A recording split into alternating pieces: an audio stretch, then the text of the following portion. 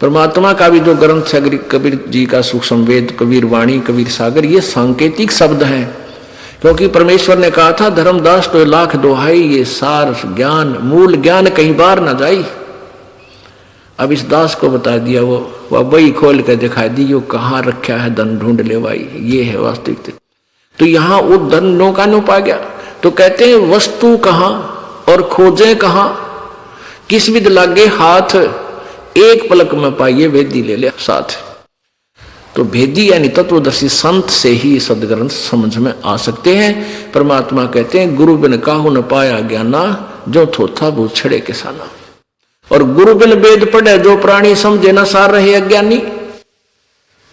ये अब आज तक के ब्राह्मण, ऋषि, महर्षि, ब्रह्मा, विष्णु, महेश और ये सब अज्ञानी थे, वेदों से अपरिचित थे।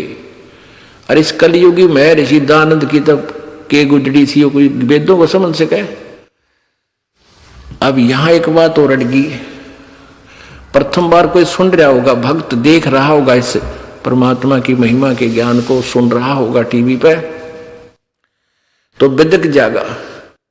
नो कहेगा ब्रह्मा विष्णु महेश को भी ज्ञान नहीं, इस रामपाल को ही ज्ञान है, यानी नो दीदेगा डेगा और भगवान से दूर हो जाएगा। दास चाहता है रामपाल को ज्ञान नहीं है, रामपाल तो एक स्पीकर समझ लो या टेप रिकॉर्डर समझ लो, परमात्मा के सदग्रंथों को पढ़कर आपको सुना और प्रत्यक्ष दिखा रहा है। ज्ञान तो भगवान का है, उसी ने हमें दिया था, हम गुम्मज फोड़ दिया हमने, वो यथा स्थान नहीं खोजा।